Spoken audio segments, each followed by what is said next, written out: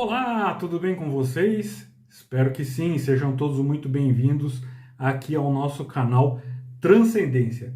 E neste vídeo nós vamos falar sobre o balandral.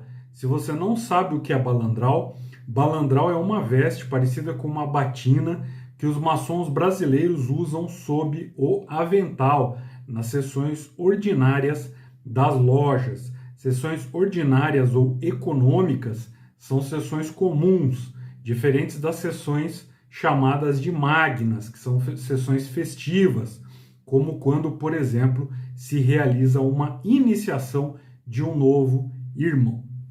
Bom, falar em roupa, né, em maçonaria sempre é um tema complicado, né, tema de infinitas, chatíssimas e igualmente improdutivas discussões. Então sempre há muita especulação, se arrumam significados, sentidos e justificativas para tudo, né? Desde as cores até os formatos, né? Então se a gravata é borboleta, se não é borboleta, se é lisa, se não é, qual cor é, etc, etc, etc.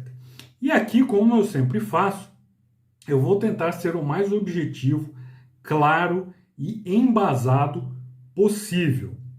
Então, roupa maçônica é avental e, no máximo, faixa ou colar para distinguir grau e cargo.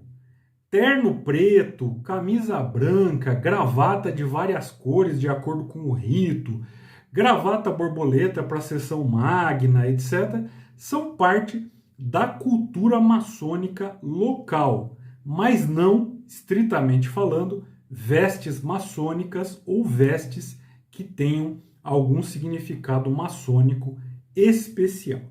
Então, dito isto, e deixando de lado toda a discussão descabelada ou cabeluda sobre o tema, vamos adiante. Então, a palavra balandral, ela tem origem no alemão antigo, Wallender, né? Wallender. Wallender quer dizer peregrino, que por sua vez parece derivar do latim medieval, balandrana, né? Mas o que tem a ver o peregrino com a roupa, né? Então, vestes simples, sem adornos, de cores neutras, foram usadas desde a antiguidade por sacerdotes, por filósofos e por penitentes. Então, lá na obra de Cassiano, né, um monge que viveu ali por volta do ano 360 até o ano 435 da Era Comum, essa obra é famosíssima, conhecida como Instituições Cenobíticas. Então, ali é afirmado que a roupa não está ligada tanto ao cuidado do corpo quanto à regulamentação do caráter, e que a observância da simplicidade e da inocência pode ser preservada pela tipologia do vestir. Então é isso que o Cassiano fala lá na sua obra Instituições Cenobíticas. E o Cassiano, que fez extensas viagens pelo Egito e outros locais da Ásia, visitando monges e mosteiros, ele descreve as vestes dos penitentes e as suas descrições, né, dos monges penitentes, e as suas descrições influenciariam no modo de vestir dos monges no Ocidente também, né? O Cassiano, ele era provavelmente das Gálias, e ele traz essa obra, Instituições Cenobíticas, como um relato, né, de viagem, de como viviam os monges no Oriente. E isso influencia muito no Ocidente o modo como os monges iriam se vestir, o modo como os mosteiros iriam funcionar, etc. E túnicas longas e simples de cor negra, marrom ou cinza indicavam então uma vida de penitência, de seriedade, de busca por purificação. E daí, então, as conhecidas batinas clericais e os hábitos das ordens religiosas, que com certeza todos nós já vimos. E os peregrinos cristãos, que peregrinavam por santuários e locais sagrados, eles também usavam seguindo justamente o exemplo, né, os exemplos desses monges, eles usavam então vestes bastante simples, né, de cores neutras, e conforme foi passando o tempo, muitos desses peregrinos eles acabaram se organizando, né, em confrarias de penitentes que adotavam tais vestes como um símbolo desse estilo de vida, de simplicidade, de penitência, de busca por purificação e etc. E como já deve ter ficado lógico, né, e óbvio para você, a roupa do peregrino ou do Wallander virou balandral. Né? Parece óbvio, mas talvez não seja tão óbvio assim.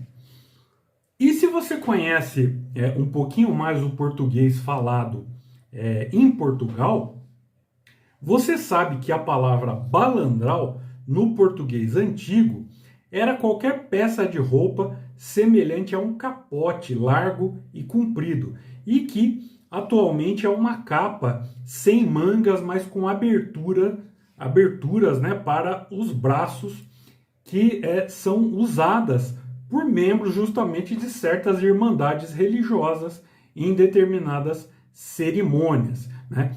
E também em Portugal pode ser chamado de balandral um casaco largo e comprido, chamado redingote. Essa palavra em português do Brasil acho que quase ninguém usa, né? Redingote, mas isso é um tipo de veste em Portugal, né? Então, e também em Portugal, em sentido figurado, né, no português lusitano, quando nós falamos balandral, balandral pode ser qualquer vestimenta larga, comprida e pouco refinada, né? Ou também uma coisa, como gíria, né, uma coisa grande, desajeitada, né? Uma pessoa, fulano é um balandral, quer dizer, uma pessoa grande, desajeitada, sem muito refino, né? Então, é esse o sentido que ficou no português de Portugal. E vamos ver outra evidência do balandral como veste dos penitentes, né? Mais uma vez citando lá Portugal, nossa pátria-mãe. No folclore português, na região de Braga, na Semana Santa, aparece um personagem que é chamado de Farricoco, né? O Farricoco, ele é uma figura sinistra que veste um balandral negro e anda pelas ruas em penitência, descalço, né? Então ele usa uma matraca, né? Que na Semana Santa não se soam os sinos, então se usa uma matraca, né? Que anuncia os suplícios de Cristo e chama os fiéis para os ofícios religiosos da Quinta-feira Santa. Mas o que é isso? Qual é a origem do farricoco, né? Então os farricocos, eles eram misteriosas criaturas ali que antigamente eles iam em penitência recolher os ossos dos condenados à forca, que a sociedade e a família deixavam ali, às vezes, até apodrecer nos locais de execução, né? Então, ali, sob a veste, né, dos lúgubres balandraus, eles transportavam em procissão, essa procissão era chamada de procissão dos ossos, né?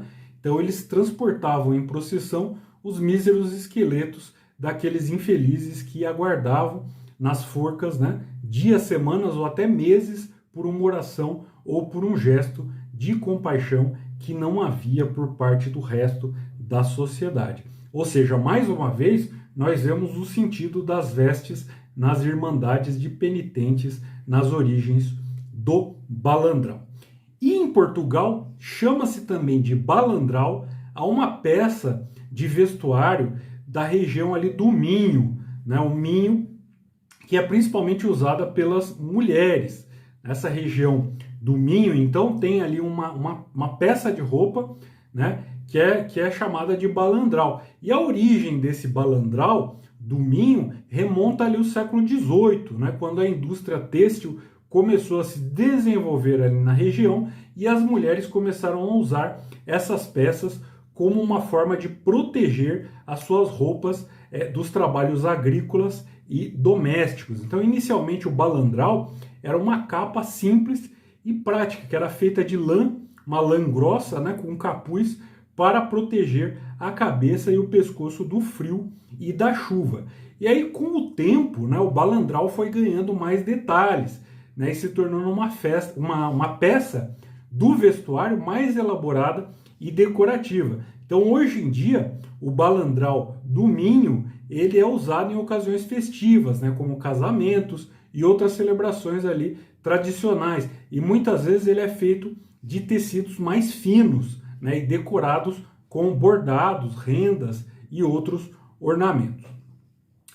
Bom, se você já leu, né, aos livros brasileiros mais comuns sobre a maçonaria, que tratam sobre o balandral, com certeza você já se deparou com a teoria de que os balandral seriam as vestes dos antigos Collegia Fabrorum, né? Os Collegia Fabrorum eram associações profissionais de trabalhadores especializados na antiga Roma, né? Essas associações eram compostas por artesãos, pedreiros, carpinteiros, ferreiros, pintores e outros trabalhadores manuais que se organizavam em guildas, né, para proteger os seus interesses e promover a cooperação e o desenvolvimento das suas habilidades.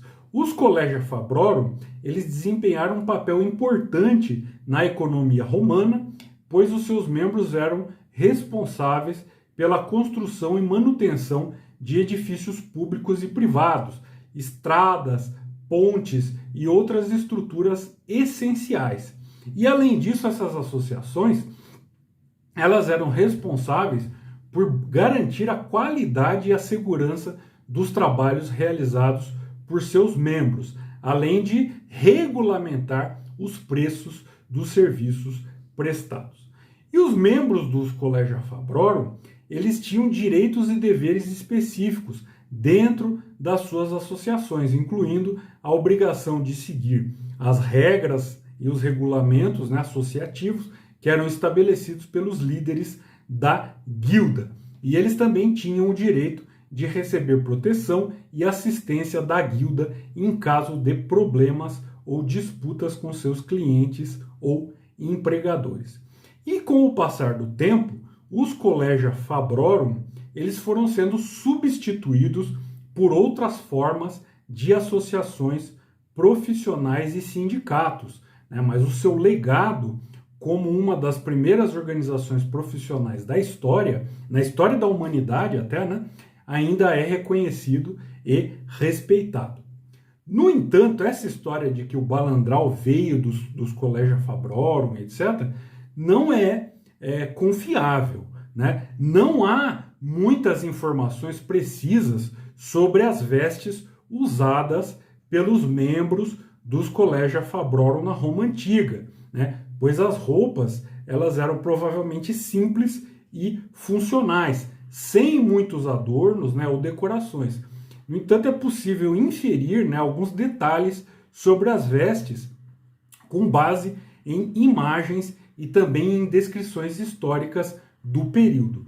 Então, os trabalhadores manuais da Roma Antiga, geralmente eles usavam roupas de tecidos leves e confortáveis, né, como linho ou lã, para suportar as altas temperaturas durante o verão e a lã durante o inverno, né, o frio, né? E eles usavam túnicas de mangas curtas, né, ou até sem mangas. E essas túnicas elas eram presas ao corpo por um cinto, né? As túnicas eram compridas e elas podiam ser usadas com calças largas ou até calças curtas. Ou seja, as túnicas eram presas por baixo dessas calças, né, dependendo da ocasião. E obviamente que os membros dos Collegia Fabrorum, conforme o trabalho que eles executavam, eles usavam também aventais para proteger as suas roupas durante o trabalho, né? Os aventais eram feitos de couro ou de outro material resistente e também eram usados sobre as roupas normais, né? Eles eram amarrados ali ao redor da cintura e se estendiam até os joelhos ou até mais abaixo dos joelhos para proteger as pernas. E além disso, alguns membros dos Collegia Fabrorum usavam chapéus ou bonés para proteger a cabeça do sol ou da chuva e luvas para proteger as mãos durante o trabalho, né? Então essas roupas eram práticas, eram duráveis, né? E permitiam que os trabalhadores manuais eles realizassem os seus trabalhos com eficiência e segurança.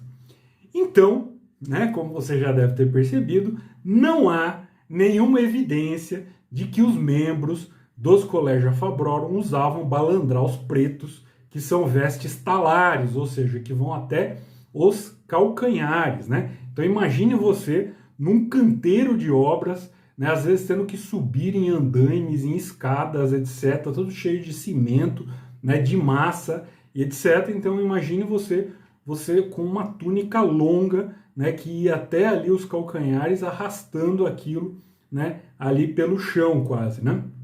O sujeito abaixava, a túnica ia para o chão, ia recolher toda a sujeira, né, no chão. Então não faz sentido, né, imaginar que o balandral venha dos Collegia Fabrorum. Aliás, nunca é demais lembrar que hoje em dia os historiadores que pesquisam a maçonaria já não mais aceitam a teoria de que a atual maçonaria seria uma continuação da maçonaria medieval, a dita maçonaria operativa. Ou seja, tentar ligar algum costume específico da maçonaria atual com confrarias medievais de pedreiros ou com guias romanas da antiguidade é algo bem arriscado de um ponto de vista científico, ok? Bom, depois desse monte de informações históricas gerais, vamos falar sobre o uso do balandral na maçonaria atual. Então, o balandral ele é uma peça bem característica da maçonaria latina, mais especificamente francesa, né? No entanto, hoje em dia, ele é muito mais usado no Brasil do que na França ou em Portugal, né? Na maçonaria anglo-saxônica, o balandral é um ilustre desconhecido. No Brasil, ele entrou por conta da francofilia dos maçons brasileiros do século XIX e início do século XX, que tinham no Grande Oriente da França o seu Grande Norte. Então, a origem, né, guarde isso, a origem do uso do balandral na maçonaria brasileira foi uma influência direta do Grande Oriente da França, que por sua vez adotou o balandral como imitação da carbonária. Então a origem do uso do balandral não é originalmente maçônica, mas está lá na carbonária. A carbonária ela estava presente de forma intensa na Itália, obviamente, né, na França e também em Portugal. E ela era governada na época por um general francês, o Joaquim Murat, que era cunhado de Napoleão Bonaparte e era tido, né, como rei de Nápoles. Os carbonários eles eram conhecidos pelo uso de uma túnica preta com a imagem do punhal de São Constantino, que era bordada do lado esquerdo do peito, ou seja, os carbonários usavam balandral, como os nossos farricocos, né? Que eu já falei no início do vídeo. Então, as origens disso, né, do uso do balandral na carbonária, como já sabemos, está, né, nas confrarias religiosas, né, nas confrarias de penitentes. E o Joaquim Murat, que eu já falei, ele iniciou na carbonária o seu filho, o Charles Lucien Murat, né? E em 1815, o Murat ele teve de se exilar devido ao assassinato do seu pai. E ele foi viver na Áustria, depois ele foi viver em Veneza e também nos Estados Unidos. E ele só conseguiu retornar à França em 1848. Em 1852, o Murat assumiu como grão-mestre do Grande Oriente da França, cargo no qual ele permaneceu até 1862.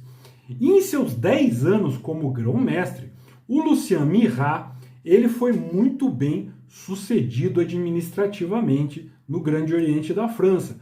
Então ele fez crescer o número de lojas, ele fez crescer a notoriedade da potência, ele fez crescer a influência social e inclusive ele fez também a reforma de rituais que eram usadas no que eram usados no Grande Oriente da França, né?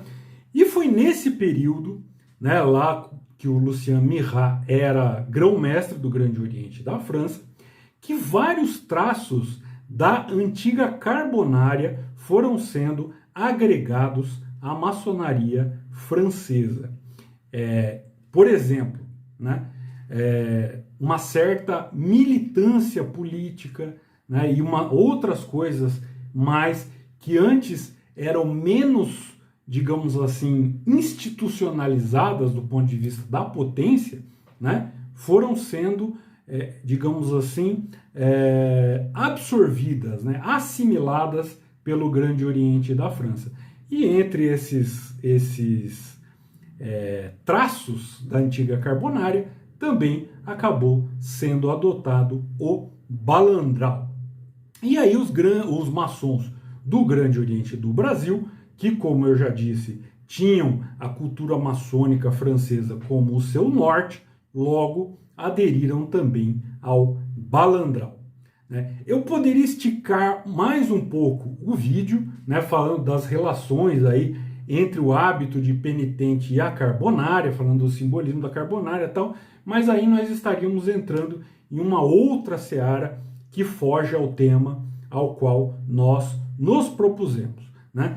Então, espero que você tenha gostado do vídeo, espero que você tire do seu horizonte intelectual a ideia lá dos Collegia Fabrorum e outras coisas que se dizem por aí em relação ao uso do balandral, né? Obrigado por você ter assistido até aqui. Deixa seu like, seu curtir, compartilhe nos seus grupos, compartilhe com outras pessoas interessadas no tema e até o nosso próximo vídeo. Tchau!